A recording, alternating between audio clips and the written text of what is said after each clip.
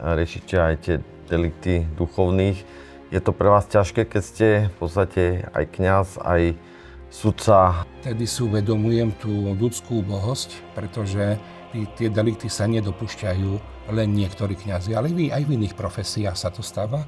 A najviac zneužívania sa stáva práve v rodinách. Vychádza najavo v niektorých prípadoch, že samotní tí delikventi, ktorí sa dopustili tých ťažkých deliktov, boli sami obeťami. To je tá reťaz zla, ktorá ide od jedného na druhého, tretieho, lebo tak, kde musel byť začiatok.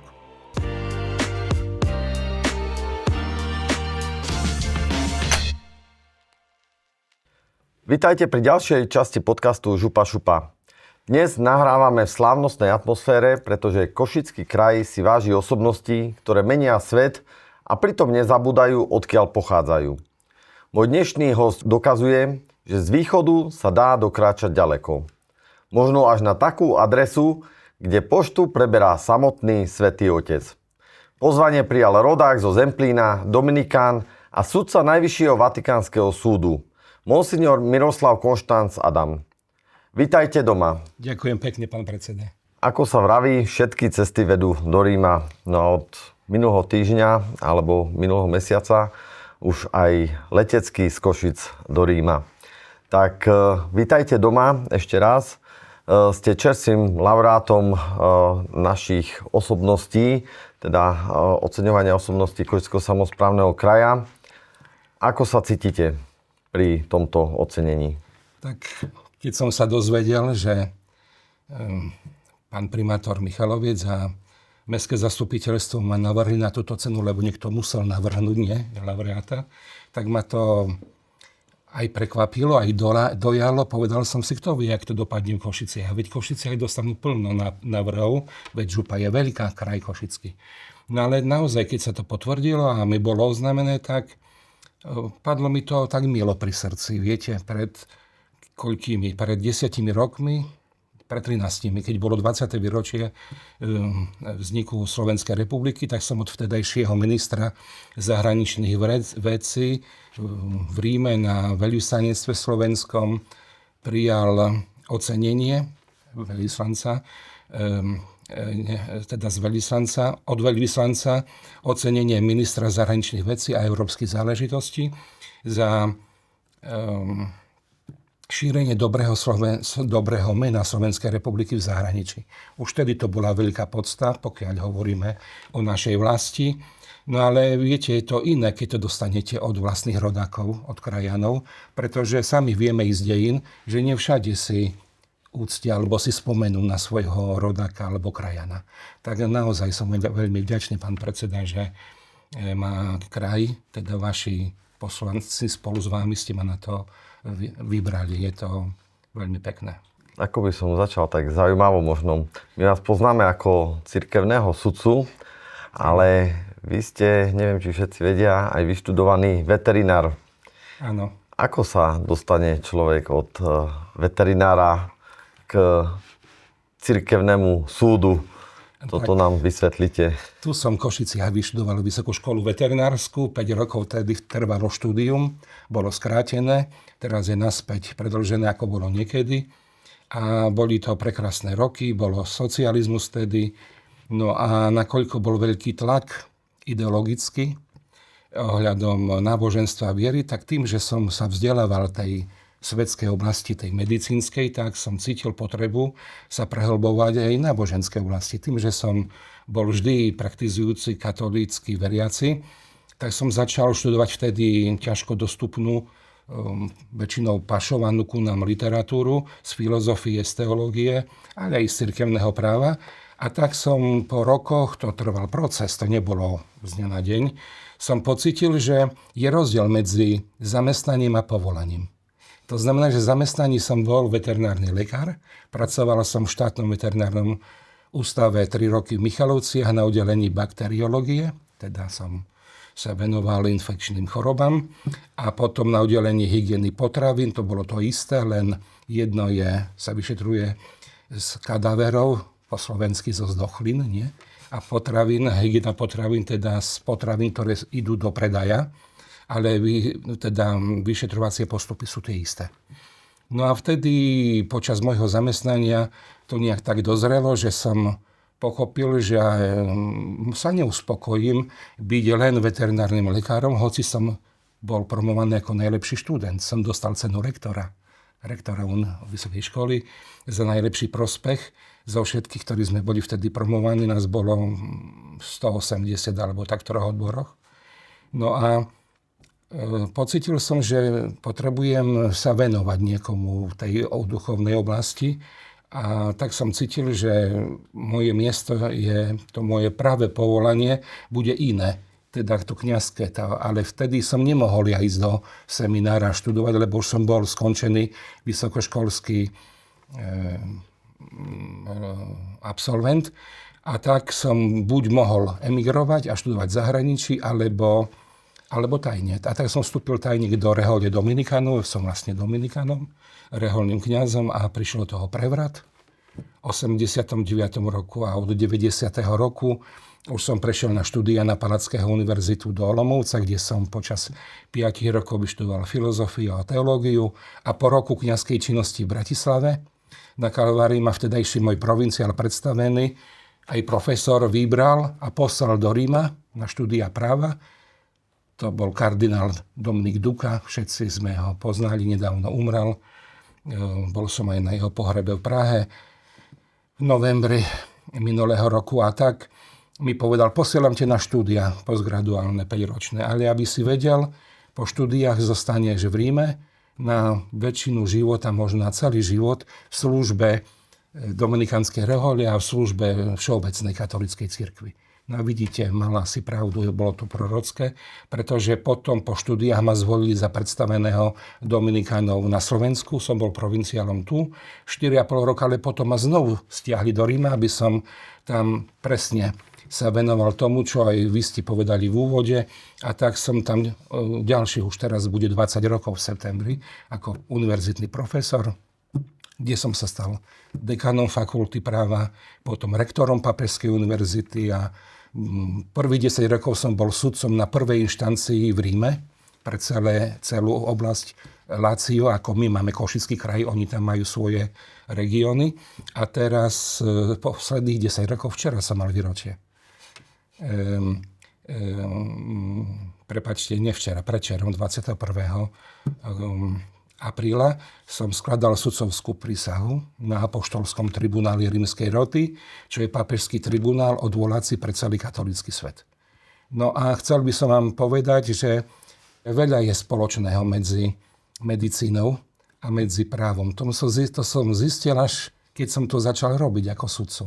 Pretože tak ako v medicínskej oblasti príde pacient, alebo privedú pacienta a treba zistiť diagnózu, pretože bez správnej diagnózy nemôžeme dať tú správnu terapiu. Čiže keď sa lekár pomýli, tak celá terapia môže aj zabiť. To znamená, že aj v práve je to tak. Predstaví sa nejaký problém, povedia, je to to alebo to. Ale až sudca musí zistiť pri vyšetrovaní, o čo sa vlastne presne jedná. To je ako tá diagnóza.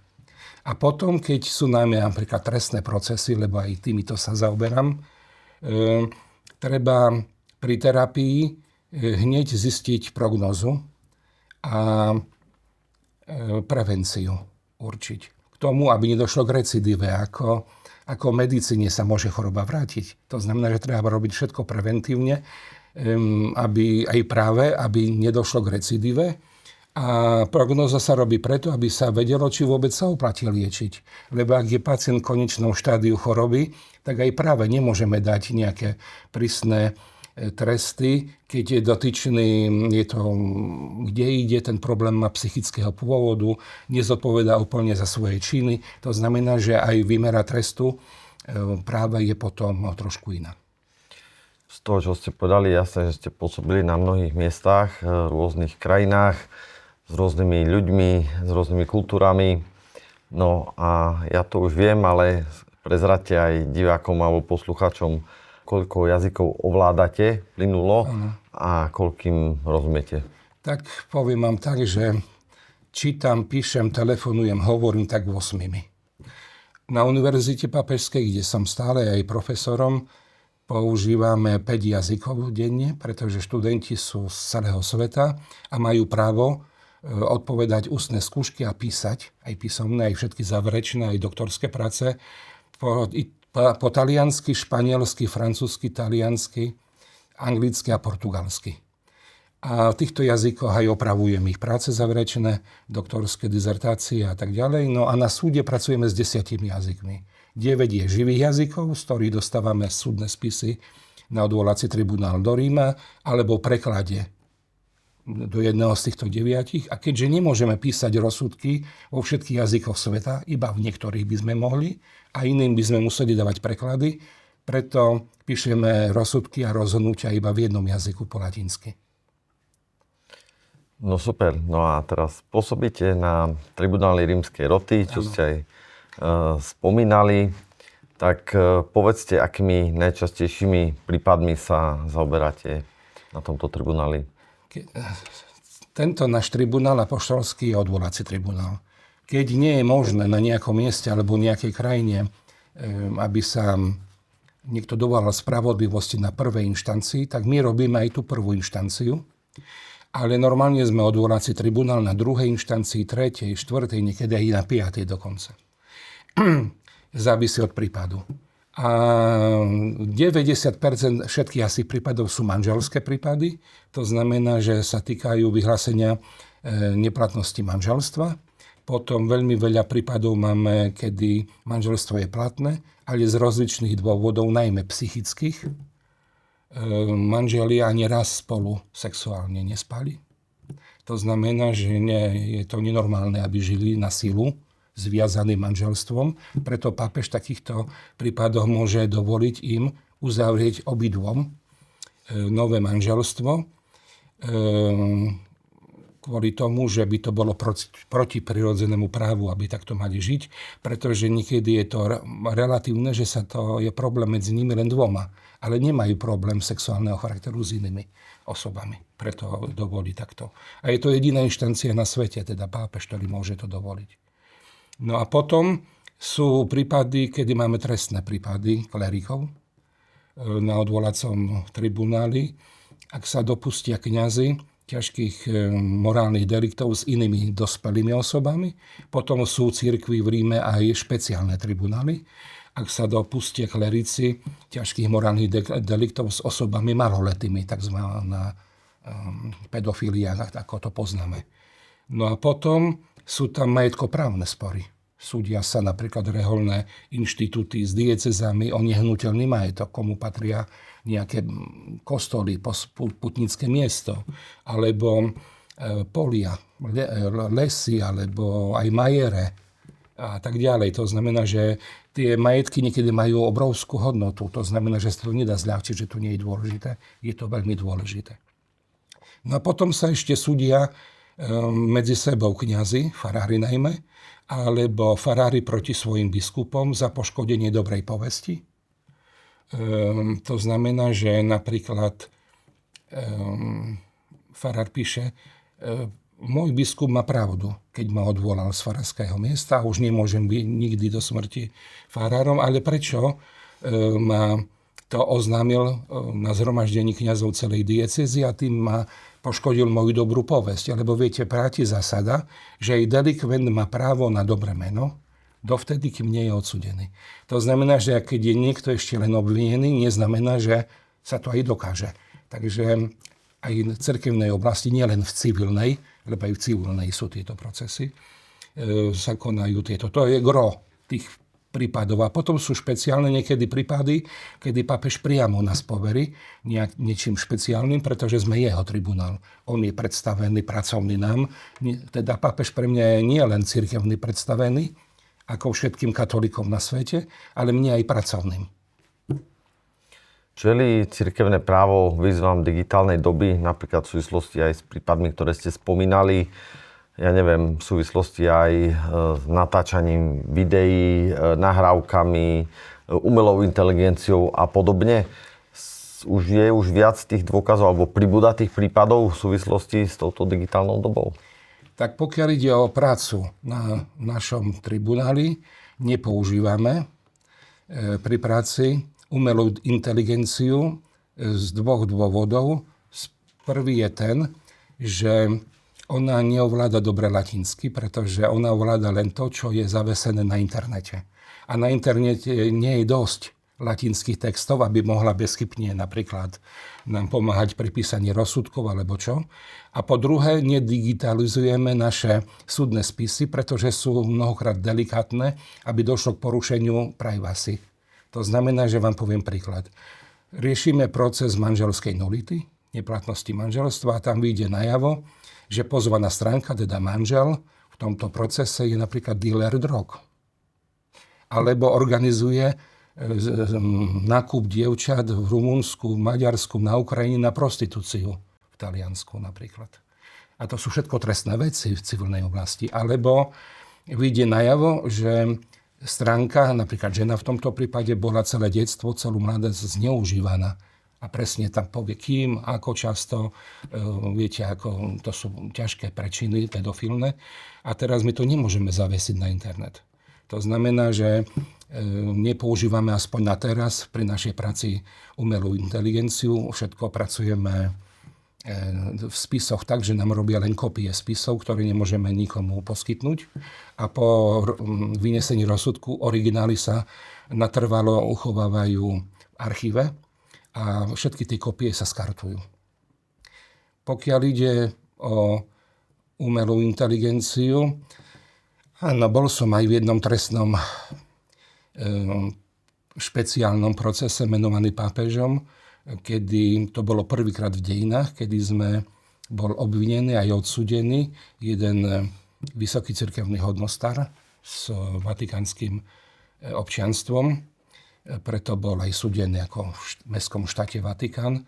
Ja som bol na odvolacom tribunáli sudcom, že napríklad jednalo sa aj o pedofilné, pornografické filmy a obrázky, ktoré boli rozposielané medzi rozličnými osobami, ktoré sa ani medzi sebou nepoznali.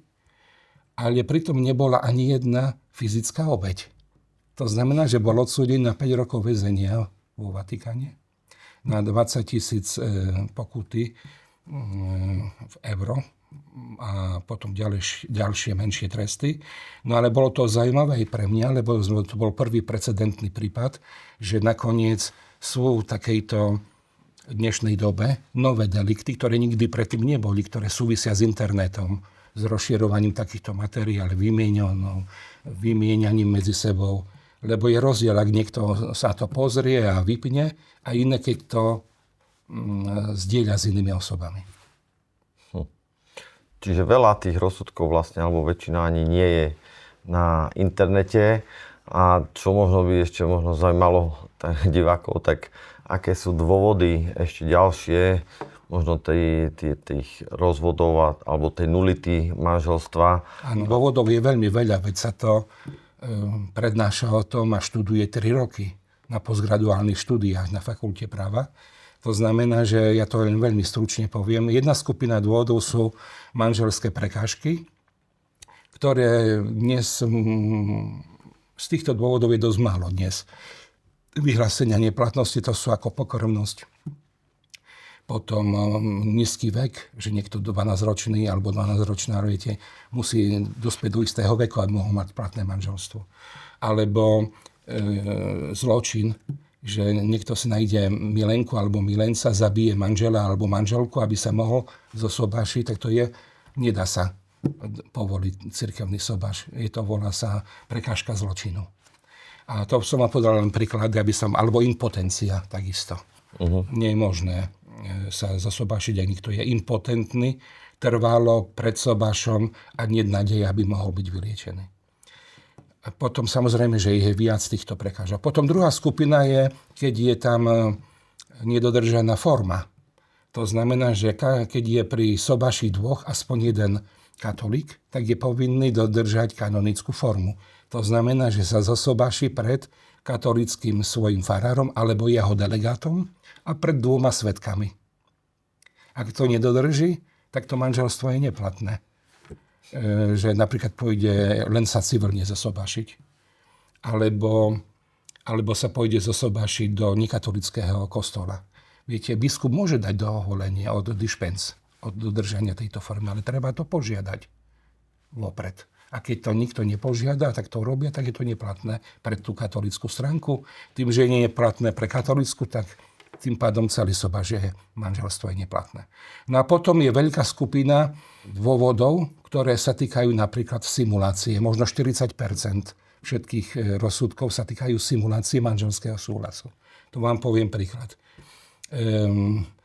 K tomu, aby mohol byť platný vyslovený manželský súhlas, je treba, aby slova zodpovedali tomu, čo si myslím vo svojom srdci, vo svojom svedomí.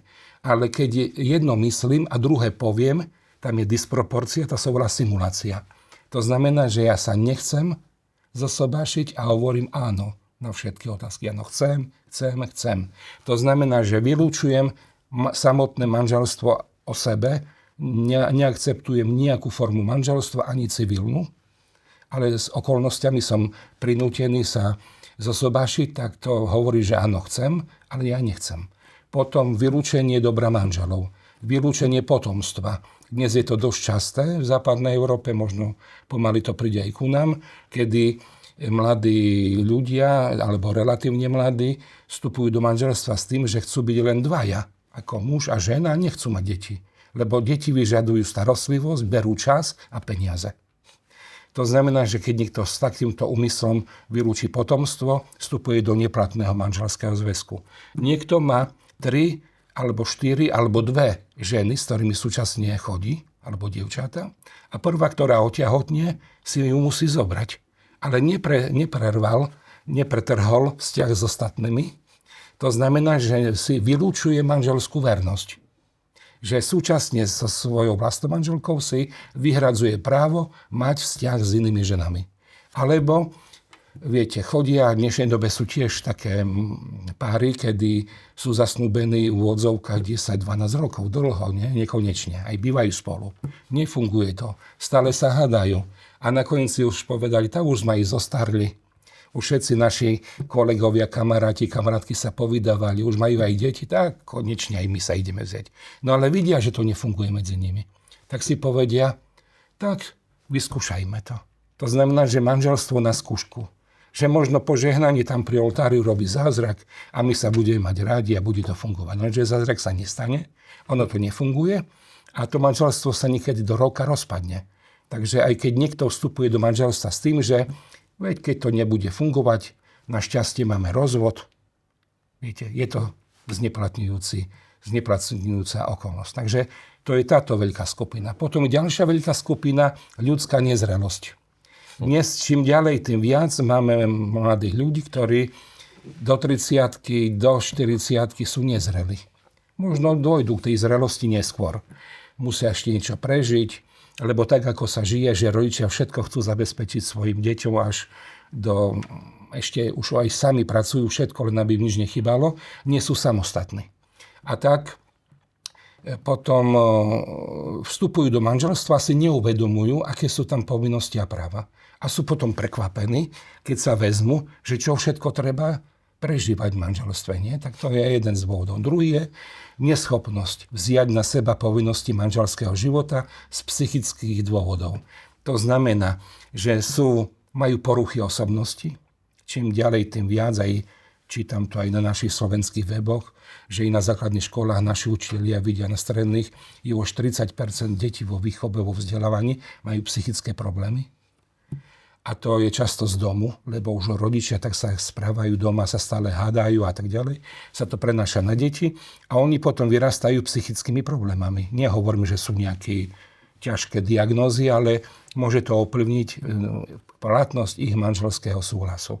A potom všetky závislosti na drogách, na alkohole, na hracích automatoch, na pornografii dnes. To sú nové okolnosti, ktoré spôsobujú, že nie sú schopní potom žiť v manželstve. No dobre, a keď ste mali teraz zo všetkých tých prípadov, nemyslím len, čo sa týka nulity manželstva, vybrať jeden, ktorý bol pre vás najväčšou profesionálnou alebo možno ľudskou výzvou, tak ktorý by to bol prípad? Mal som také 2. Môžem spomenúť obidvoje? Tak, povedzte 2. Prvý bol taký, že sa to týkalo, teda vymenovali za hlavného sudcu v tejto, lebo v každej kauze sme 3 alebo 5 sudcovia, tvoríme senát a jeden je predseda a potom aj za povinnosť napísať aj rozsudok v mene všetkých, kedy prišiel prvýkrát v dejinách žiadosť o manželskú nulitu, o vyhlásenie neplatnosti manželstva kvôli tomu, že žena mala alergiu na ejakulát vlastného manžela. To znamená, že pri každom sexuálnom styku ona dostala krče, spazmy, kontrakcie, silné horúčky, bolesti a museli vždy volať rýchlu pomoc a ju museli hospitalizovať. Oni z začiatku nevedeli, že čo sa deje, prečo to je. No a až keď sa jeden lekár spýtal v rámci anamnézy, čo ste robili predtým, a keď zistil, že to bolo vždy po každom styku toto, vtedy im došlo, lebo ja, keď som študoval veterinárnu medicínu, som musel vedieť, že jestvuje alergia na ejakulát. Viete, ako na samčie alebo mužské semeno, buď na vlastný alebo na cudzí, lebo to sa potom rozlišuje. No a samozrejme, že oni keď to zistili, potom sa odsudzili, pretože ona sa už bála manžela aj dotknúť. Potom prestali sa rozprávať, napokon to manželstvo sa rozpadlo. Viete, to znamená, že sa rozviedli a potom ona požiadala o tú nulitu, aby mohla aj nielen pre seba, lebo ona už sa neplánovala druhýkrát vydať, alebo aspoň manžel mohol byť cirkevne pred Bohom slobodný, aby sa mohol zosobášiť s inou zdravou ženou. Tak to bolo prvé a preto mňa vymenovali, lebo mám medicínske vzdelanie. Teda iný sudca by musel študovať tú vec a neviem ako, no ale pre mňa to bolo jasné, viete ako. To je veľmi stručne povedané o tomto prípade. A druhý bol taký, ktorý tiež bol prvýkrát v dejinách na súdnej sieni, posadnutosť zlým duchom. Keďže to nechceli robiť na tom mieste prvú inštanciu, to v jednom talianskom meste, aby tá pani nechcela, pretože robila predavačku v známom veľkom takom mestskom bare dennom a nechcela, aby chodili ľudia ju fotografovať, tak my sme robili na prvej inštancii v Ríme.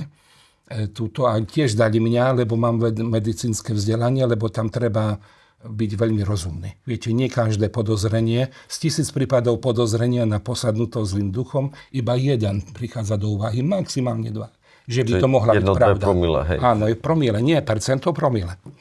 A vtedy boli vypovedať svedkovia, aj ten vyháňač zlých duchov, poviem to po slovensky, ktorý 5,5 roka z nej vyháňal regiment zlých duchov, ktorí v nej boli, lebo on s nimi aj komunikoval sa, pri tom vyháňaní rozprávali.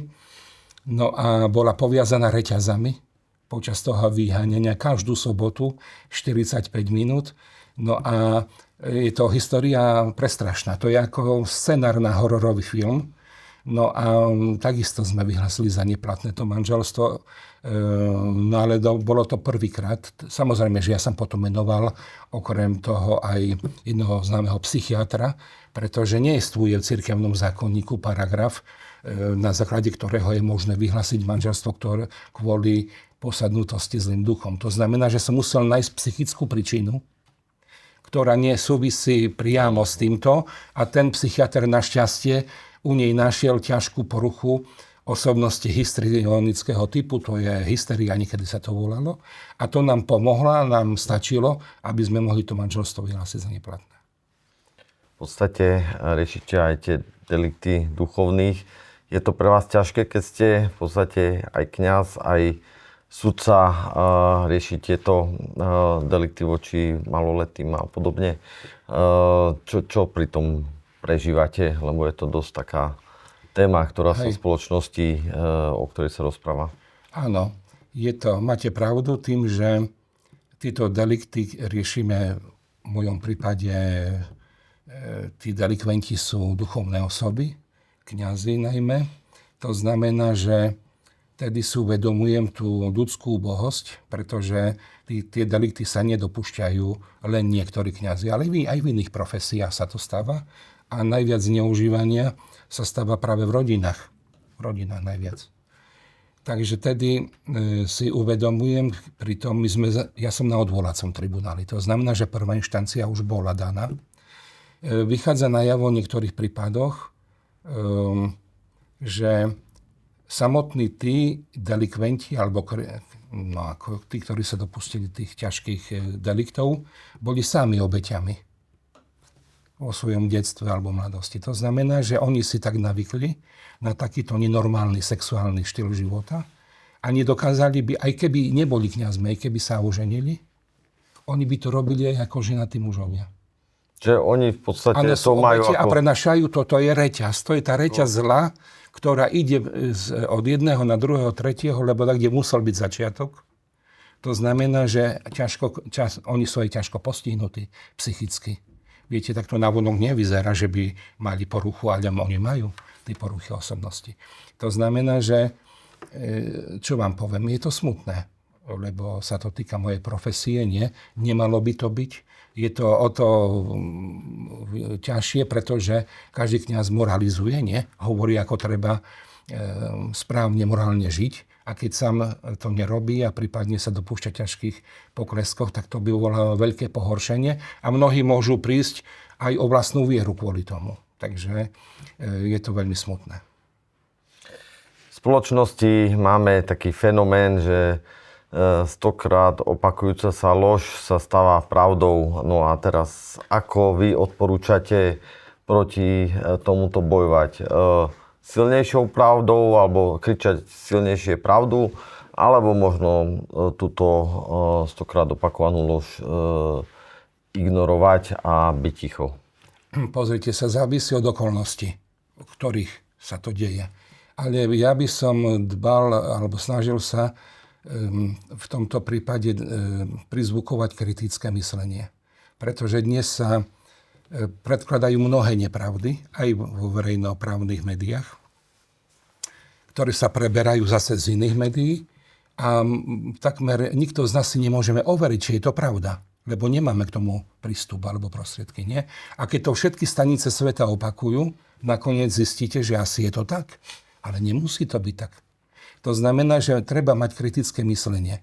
To znamená, že si uvažovať, mohla by to byť pravda. Naozaj je to tak. Niekedy treba počkať, nerobiť hneď urýchlené súdy, závery a tak ďalej. Lebo niekedy sa pravda ukáže trošku neskôr. Viete, no a teraz závisí od toho, že koho máte pred sebou, či sa vôbec dá rozumne argumentovať alebo zisťovať. Viete, preto som hovoril, že závisí od okolností, v akých to je. No a keď sa dá, tak by som odporúčal, aby sa vymenovala nejaká komisia rozumných odborníkov, ktorí by napríklad zistili, čo je za tým podstatu. Či je to naozaj tak. Profesionálov, viete, no, expertov. S pápežom Levom XIV máte pomerne blízky vzťah. Dokonca môžem prezrieť, že ste študovali na tej istej pápežskej univerzite, síce v rôznom čase. Áno. Tak ako by ste ho popísali ako človeka, nie ako pápeža? Keď sa s ním stretnem, naposledy som s ním bol 31. januára, predtým 21.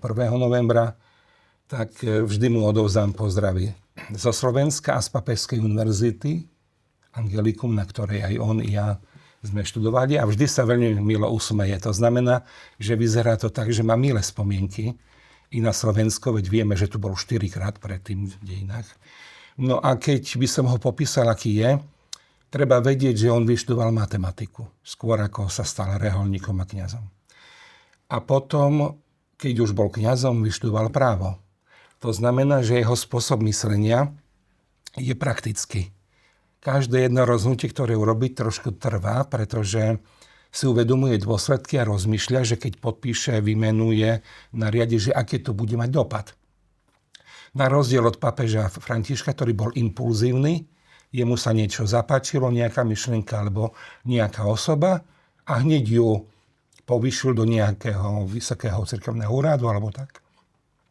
No ale nevždy potom bol spokojný s tým, čo ho vykonal. No a tento pápež mi povedali aj tí, ktorí sú ešte viac bližšie s ním, že nad každým rozhodnutím 10-krát premýšľa, či to urobí. Tak povedzte, kde je lepšia káva? V Michalovciach alebo vo Vatikáne? Tak musím povedať popravde, že hoci som veľmi v srdci Michalovčan, tak v Ríme je predsa lepšia. Je najlepšia na svete, by som povedal. Taliansky temperament alebo východňarská bezprostrednosť? Tak viete, že to si neodporujú, že to idú veľmi ruka v ruke, pretože tak ako sú Taliani temperamentní, viete, že čo sa vraví o Zempline, že to je šalený východ. Ale šalený v tomto prípade, neviem, to väčšina Slovákov nevie, čo to znamená. To nie je, že sú choromyselní, ale že sú správni, zabávni, do partie. To znamená, že ty šalený, keď u nás povieme na Zempline, to je vyznamenanie. To znamená, že si správne. Dnes anglicky by sme to povedali cool. Viete, akože takto. Áno. Takže naozaj si rozumieme s Talianmi. Tak možno preto ste zo Zemplína skončili v Taliansku. Nie, to je možno aj preto. No a pizza alebo holúbky? Tak holúbky určite. Určite. Bez pochyby. Ktorá reč je vám bližšia? Latinčina alebo východňarčina, respektíve zemplínčina? Viete, poviem popravde. Tým, že málo kedy slovensky hovorím v Ríme, tak sa mi vrátila úplne zemplínčina, ktorú vlastne v doma, to bola moja materská reč, lebo slovenský, hoci som perfektne sa ju slovensky naučil, tak je to ako keby prvá cudzia reč. No ale sníva sa mi, rozmýšľam, aj keď som sám, iba v taliančine. Takže vidíte... Je to zložité. Hej, je to zložité, nie je to jednoduché. Keby ste mali vybrať jedno miesto, kde by ste zobrali pápeža Leva 14. do Košického kraja, alebo na Zemplíne, ktoré by to bolo? No tak, viete, Košický kraj je rozmanitý, je prekrásne samotné mesto. Košice, on ho pozná, lebo tu bol veľakrát.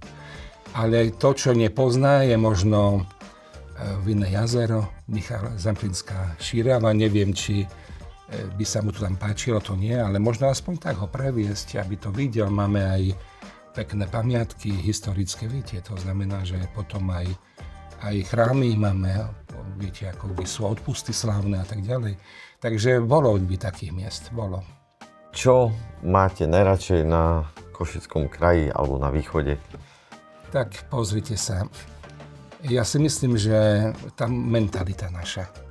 Keď pôjdete po svete, aj po celom Slovensku, koľko východňarov nájdete v samotnej Bratislave, v samotnej Prahe.